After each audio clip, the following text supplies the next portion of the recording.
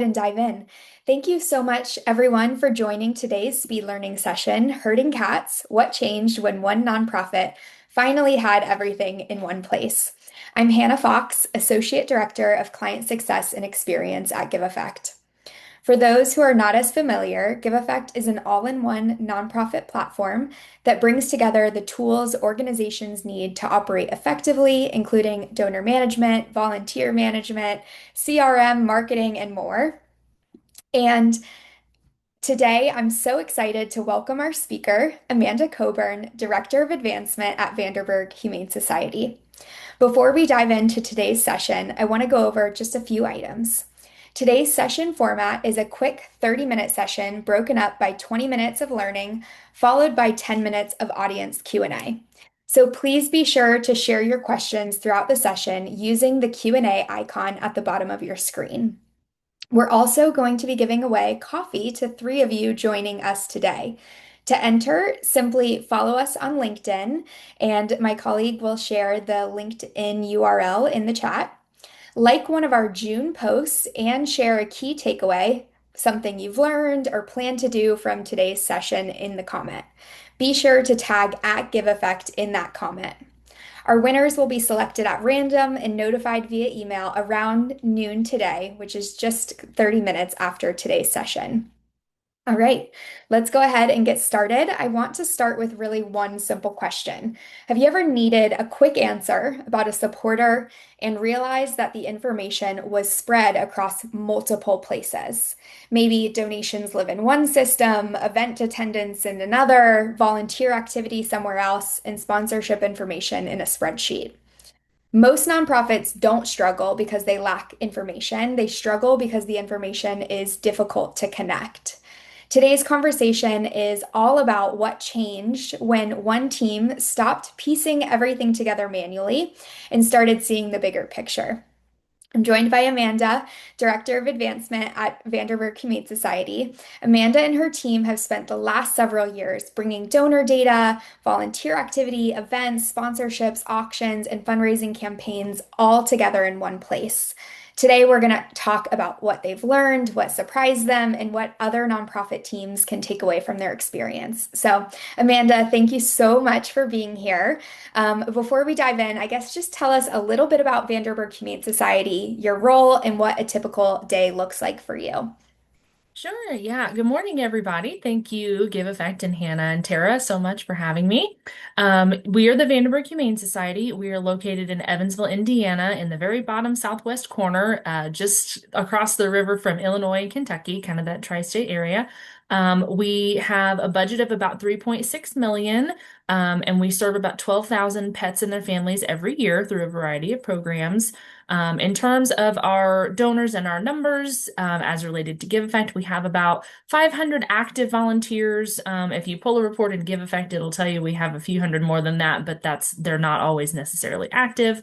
And then we have about 8,000 active donors and about 20,000 active e-newsletter subscribers. So those are just some of our kind of numbers of what we're dealing with. We have a few annual events every year. We have an annual auction in the spring, a street festival in October, and Pet Pictures with Santa in November. And then, of course, we have a lot going on just from day to day. Like I mentioned, we have a lot of programs that serve a lot of families. We have a low-cost spay and neuter clinic. We have a thrift store.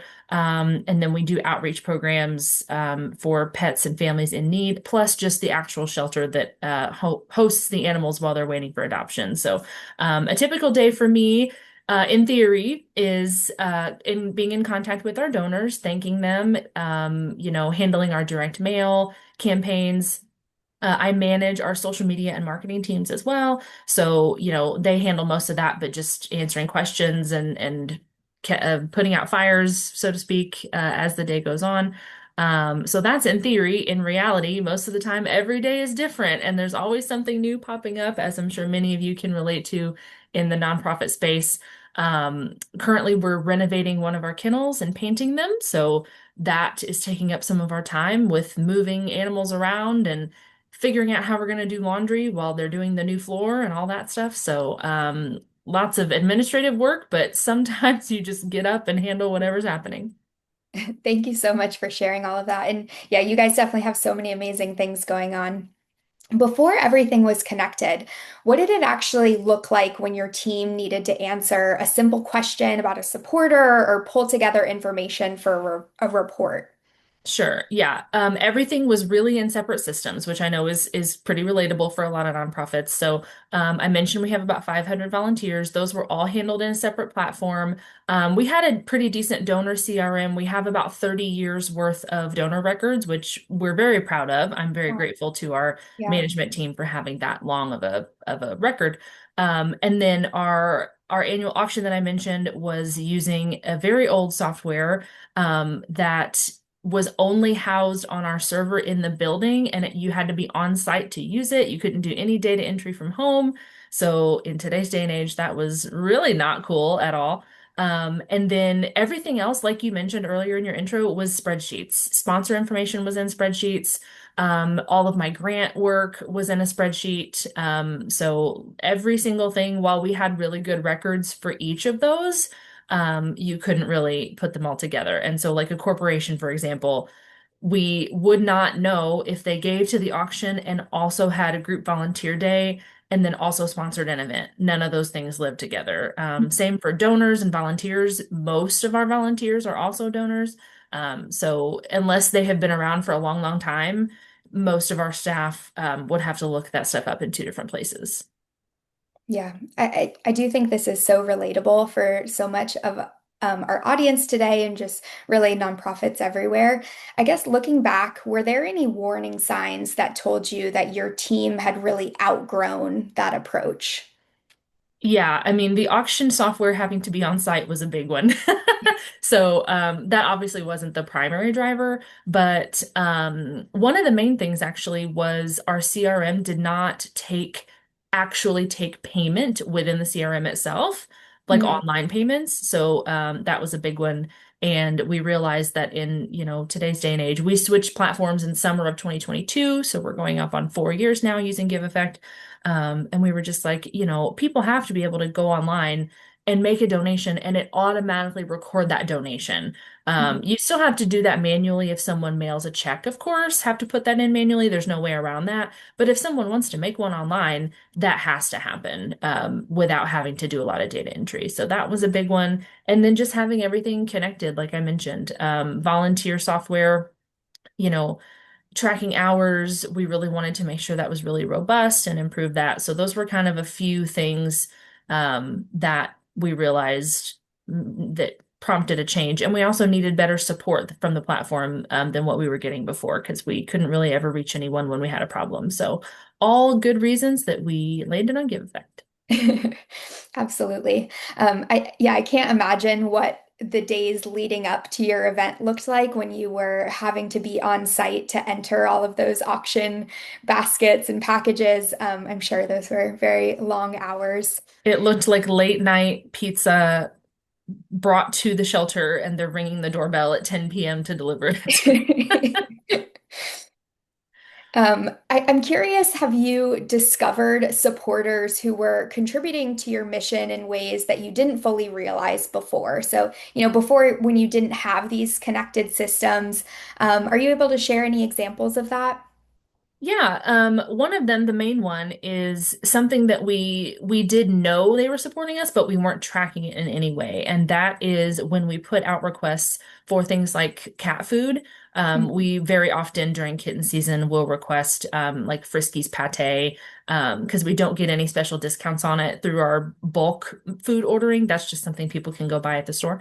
And so sometimes people would really buy $100 or $200 worth of cat food. And we eventually said, we should be tracking that. Even though that person may not be giving monetarily, that's quite a bit of, that's quite a significant gift for somebody to give.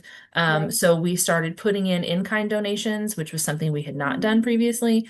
There's still obviously not a great way to do that in other than them sending us their receipt and us entering it, because of course we have no way of knowing when they ship us cat food without them telling us. But that was a really cool one that we're starting to see a lot of return from because those people are then getting onto our email list and onto our direct mail list, and we're looping them in and having more touch points throughout the year. And then another one I think goes back to the corporations for our auction. Lots and lots of businesses might do a basket or do a gift certificate, and most of our team members wouldn't really remember throughout the year if that business had given something before.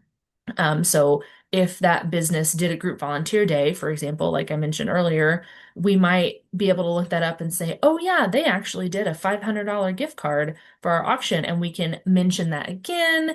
Remind them when they come for their volunteer day, oh, thank you for that basket. That did really well at our event. That was so cute. And, remembering that kind of thing, I think, is one of the really critical stewardship things that you can do is keeping track of the things that even they might have forgotten. They might not even remember that they did a basket, but it really makes an impression if you can remember that.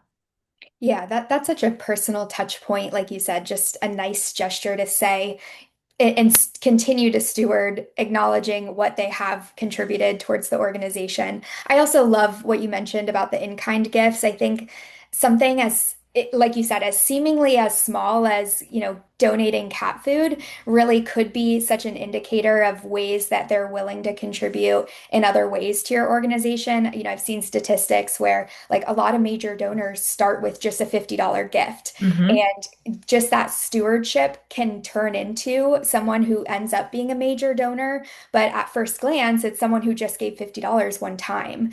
Hmm. And so I think that's an awesome point about your in-kind donors as well. For some of our nonprofits listening today, what kind of supporter activities do you think that organizations often overlook or fail to connect? I know we talked about auctions, but I guess any other ideas?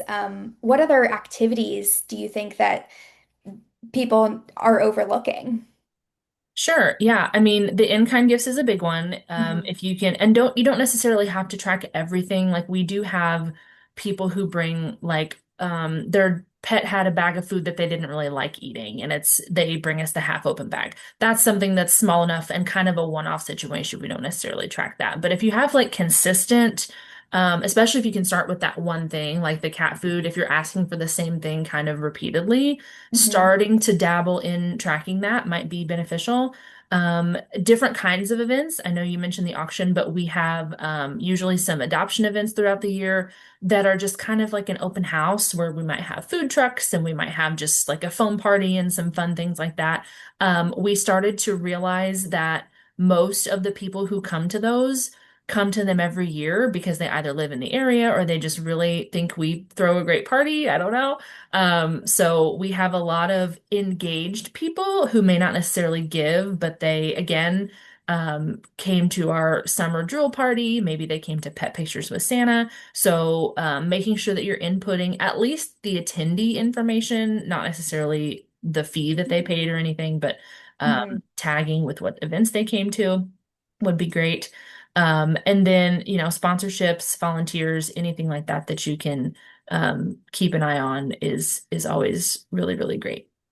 I love that. I think something that I hear often too is volunteer activity and organizations struggling to connect donors who are also volunteers or vice versa, and just because it isn't in one place. And so having it all in one connected system where you're able to say, this is my donor or volunteer donor conversion rate, is something that I think it gets overlooked often too.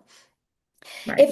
If a nonprofit is hosting some of these events, what do you feel like is one piece of information that they should be tracking that they might not be tracking consistently? Sure. I would start with email. If you can't get anything else, try to get an email because that's just an easy foot in the door. Giveffect has really great options for sending out personalized and segmented email campaigns.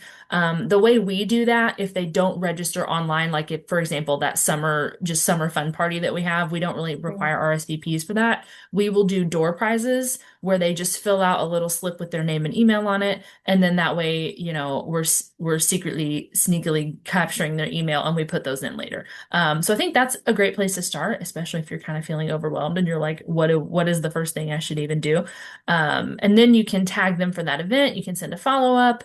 You can, send pictures of the event afterwards and they can look for themselves in the photos. So I would say start with email. And then when you're sending out asks later for donations, if they end up making a donation, then you will obviously get their address. You'll probably get their phone number.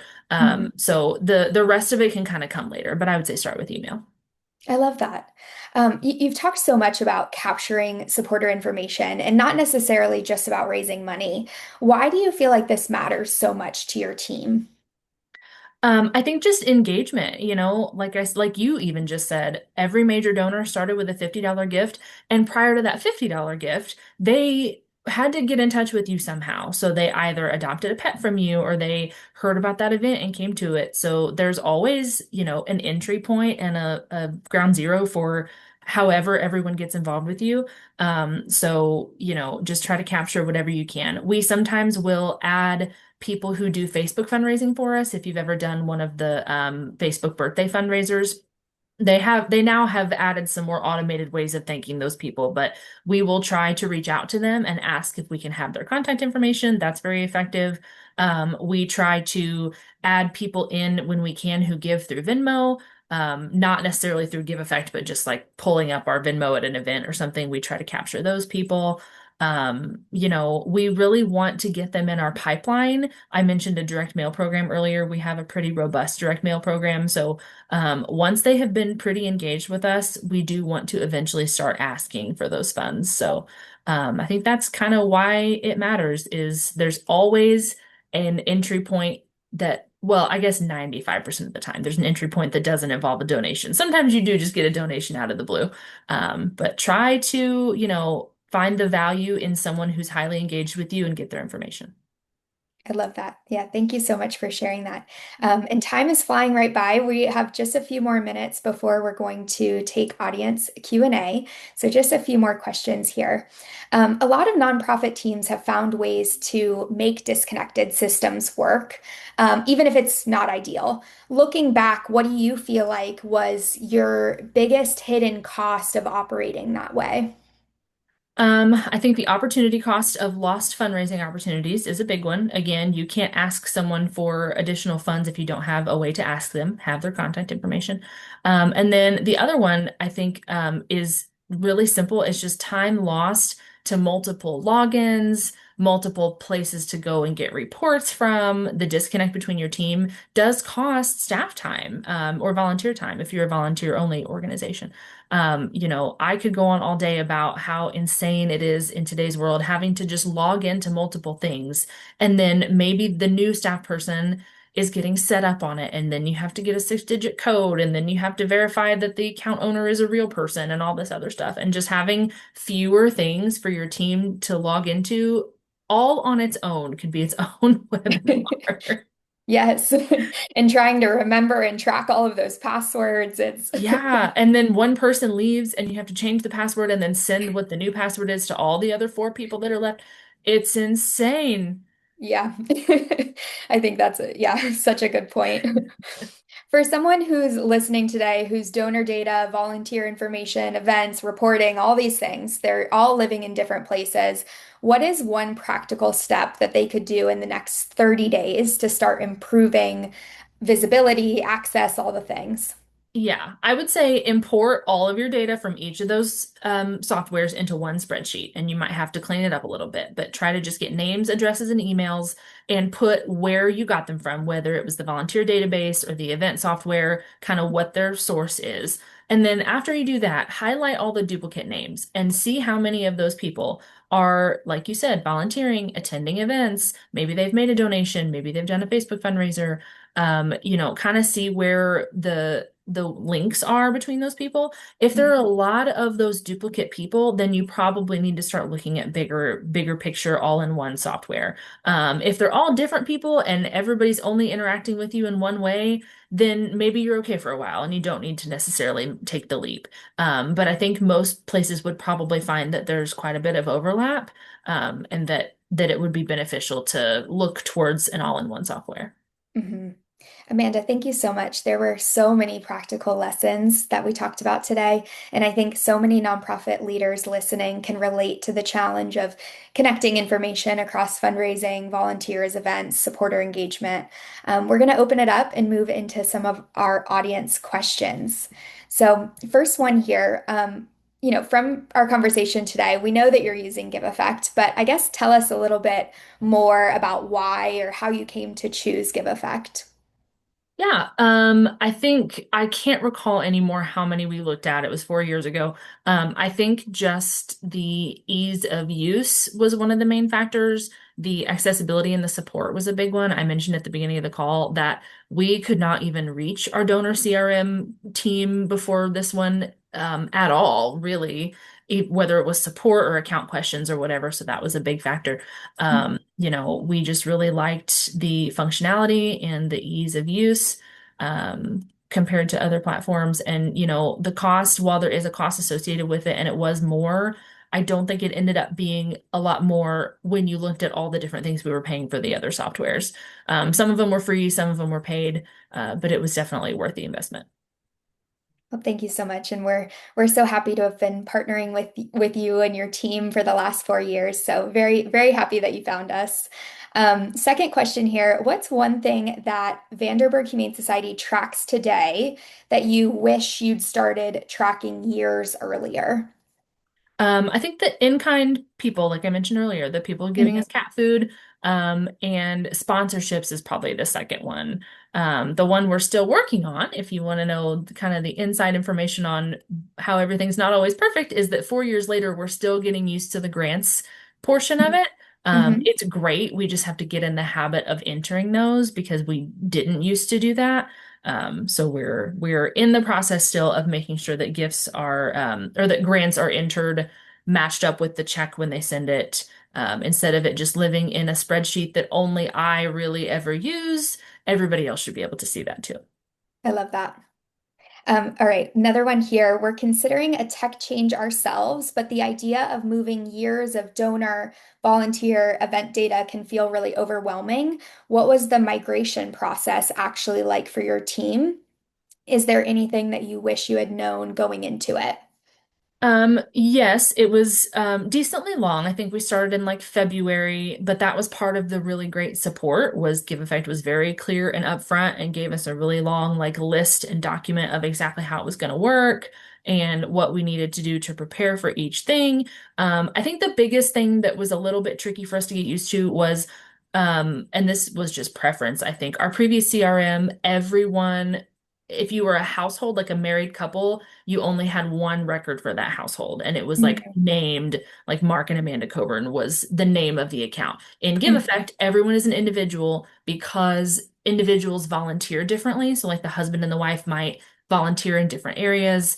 They might make donations in honor of each other. Like there's a good reason to have each person as an individual. Mhm. So that took some getting used to for us in terms of like mailing and tax receipts and stuff, figuring out how to make household things do household things and individual things stay individual things. So just keep that in mind that Giveffect will recommend that you divide those people up if they're not already divided up into individuals. But that was the biggest, I think, hump we had to get over. That makes sense. Yeah, I think that's a valid kind of mindset shift. And, Hmm. I know there are ways that in Give Effect you can group the households and Yes. send mailing just to those households. But certainly, there might be individuals who are, like you said, volunteering and one maybe is the donor or vice Yeah. versa. So, And it also helps too, unfortunately, when one of them passes away. mhm. It was a little bit kind of weird before when obviously now there's just one person. So now you can kind of make those notes and give effect, and the surviving spouse can receive things, and there's a note in there that tells you that the other person is deceased. So that's nice too. That's a good note as well. Yeah. Couple more questions here. How has having a more complete picture of supporter engagement changed some of your fundraising strategy or your stewardship efforts? I think just overall being aware of the overlap, which helps with your touch points. It kind of reduces redundancy when I think I said this a little bit earlier too, when you know all the different ways they're helping you, like you can look up and remember that they came to your auction last year. That's something you could never keep in your brain just off the top Mhm. of your head. Um, I have one lady who absolutely loves to give cat food, and she's our biggest Instagram supporter. Oh, We don't have a lot of like Instagram engagement, so she is like in there every single day, and now we have her contact information. So sometimes I'll send her individual pictures of a cat just oh, eating food because I know she loves that, and we'll message it to her on Instagram. So just knowing each of your donors, not necessarily thousands of them, but especially your really highly engaged ones, your major ones, and being able to say, I see you, I know all the ways you're helping us, and we really appreciate it. That goes a long way, like you said yeah. earlier too, with personalization. I love that. That's such a good story and such a good way to even involve her more. I love Hmm. that. All right, we have a few questions here, and I'm just going to kind of rapid fire through some of them. So it looks like, Elizabeth, you have some questions about functionality here. So does each feature have a separate cost? CRM, event management, volunteers? No, those are all included within your subscription cost with Giveffect, so they're not separate add-ons. Do we have the freedom to create our own tags and fields to personalize how we want to use the platform? Yes, absolutely. You're able to add contact groups, add custom fields, all of those things. Can we pull mailing lists to send acknowledgement letters? Yes, you can send acknowledgement letters directly through GiveEffect. In order, like you can generate the letters. We don't aren't going to send them off to the print house for you, but you can generate them all within the platform. Can we email directly from the platform, sending the monthly newsletter? Yes, absolutely. Does the auction feature connect to the event management feature? Yes, absolutely. That's all in one place. And it does allow for live, silent, and raffle auction items. Absolutely. For the volunteer feature, if a volunteer ever does donate, does it automatically tag them or identify them as a donor? Yes, you can. It's not going to necessarily automatically tag them, but you can run searches to see who of your volunteers are donors. With all of that information all in the same place, you can really tell your donor volunteer conversion rate. And then lastly, are there constituent communication filters available? Do not email, do not mail, do not solicit. Yes, all of those things are available in the record as well. All right, I think we got all the questions here. Amanda, thank you. Cannot thank you enough for being here today, sharing your team story and so many practical tips. We're so grateful to partner with Vanderburgh Humane Society and excited for all the things that you all continue to do and grow with Give Effect. No All problem. right, Thank you for having me. thank you. Bye, everyone.